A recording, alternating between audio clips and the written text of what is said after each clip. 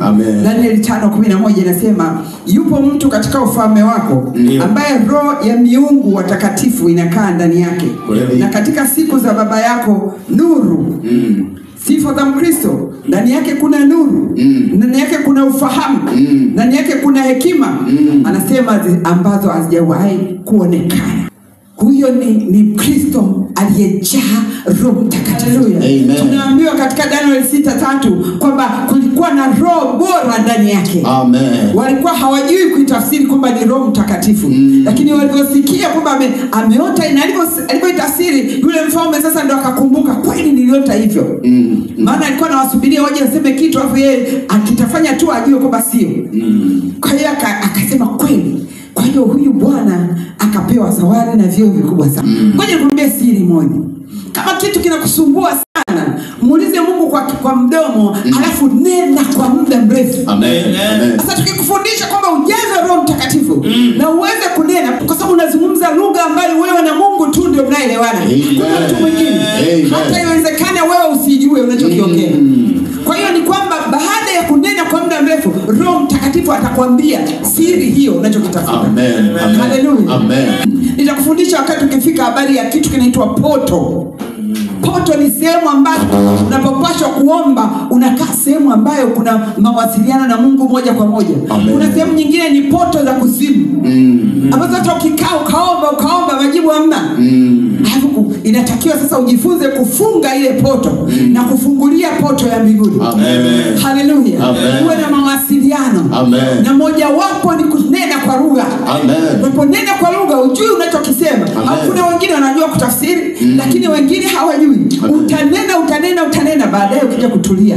Saa nyingine ukilala usiku au ukikaa, Roho Mtakatifu atakwambia yale maswali yako ni hili na hili na hili. Kwa sababu ulikuwa unazungumza na Roho Mtakatifu baada ya kumuuliza lile swali na umekosa majibu muda mrefu. Haleluya. Amen. Tembea katika udhihirisho wa thamani ya wito wako. Amen. Amen. Haleluya. Amen. Lazima usimame mbele za Mungu ukiwa na utulivu. Amen. Uwe na muda wa utulivu. Amen.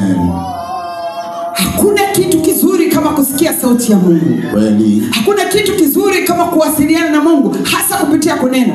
Sasa mtu wa Mungu lazima uwe na ushuhuda. Amen. Lazima uwe na shuhuda. Lazima uwe shahidi wa Mungu. Ni kwamba mtu wa Mungu anatakiwa awe na majibu. Amen.